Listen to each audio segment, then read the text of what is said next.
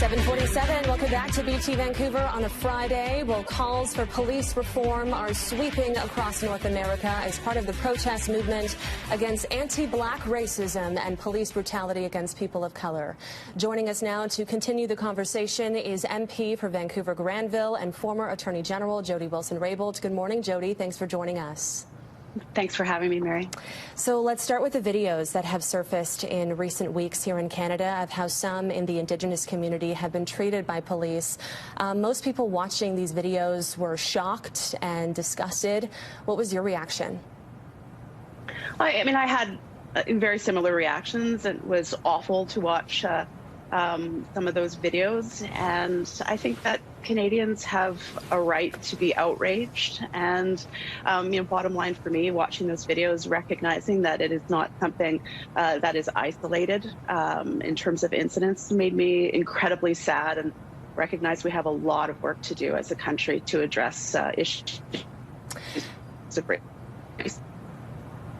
Absolutely, yes. And I want to get into the video that surfaced yesterday of Chief Alan Adams' arrest in Fort McMurray. For our viewers that are just tuning in, he was pulled over for having an expired license plate and ended up being charged with resisting arrest and assaulting a police officer. Now, as a lawyer, former Minister of Justice, what is your reaction to this latest development in this story? Well, I think that we can all formulate opinions in terms of the use of force, the excessive use of force that seems to be reflected in these videos. Of course, there's going to be an investigation, and that's entirely appropriate. But any person, whether you've been the Minister of Justice or not, can look at these videos and recognize the excessive use of force that was used. And there's a need to look at why these practices or the actions taken by officers is happening, and why it's appropriate. Of course, it's not appropriate, and it needs to be addressed. There has been a call for national action, international action. What do you think needs to be done as quickly as possible when it comes to funding and, structural framework? We know this problem can't be solved overnight. This problem is deeply rooted. But what can we start doing right now? Well, again, I think taking concerted action and doing investigations around these incidences, recognizing that these incidences, as I said, are not isolated. They exist. Many of the incidents that happen are just not caught on film, or it's not a leader, a chief in Alberta. But we have to take a serious look at our institutions, the way our institutions and the operating practices of our institutions have continued to function, the racism, systemic racism that exists in these institutions, and break it down and ask questions why this happens. Our institutions and how they function are a reflection of our society, and as a society, we need to stand up and we need to say once and for all, if not now, when, that enough is enough, and we need to change the way that we look at marginalized individuals in our society, and support and address the issues that continue to keep them marginalized. Do you have hope that action will be taken, and we're not just going to be talking about this for another few weeks? Do you have hope that this will be that this will enforce positive change? Well, I am a glass half full person. Of course I have hope, and we can look across the country and see significant successes in Indigenous communities. There are models that are working around community policing in Indigenous communities. We need to look at these models, and we need to continue to have these conversations. I mean, one of the things that bothers me about politics is that politicians always seem to say the right thing when the media spotlight is on the issue.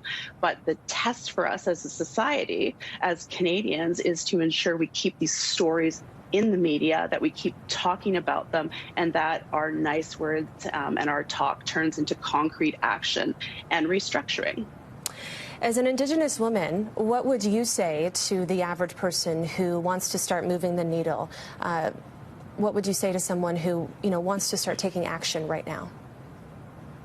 I would say keep involved. learn the history of our country, read reports like the Truth and Reconciliation Commission report, the report in the calls for justice in the murdered and missing Indigenous women and girls report that came out just over a year ago. Get involved and know your neighbor. Understand, if we're talking about Indigenous peoples, understand and get to know the Indigenous community in your area. I mean, we all have an important role to play in knowing and learning from each other and changing some of the darker chapters in our country's history into a positive path forward. Do you feel more people are starting to take an interest in Indigenous history and issues that are still alive today? I do, absolutely. I mean, we're in June. It's Indigenous History Month. We're approaching National Indigenous Peoples Day. These people of interest, not just in appreciating the beauty of the artwork that is hanging on the walls of the Vancouver airport, as an example, but asking questions about the history of Indigenous peoples. I mean, I am proud to be the Member of Parliament for Vancouver Granville and knocked on thousands of doors, and people ask about Indigenous issues, they ask what they can do, and it's through that active engagement that we're going to come together and we're going to change this. And yeah, I'm optimistic, and I think people across the country are waking up to the reality and that they have a role to play in addressing it. Still lots to learn. Jody, thank you so much for your time this morning. It was great to have you.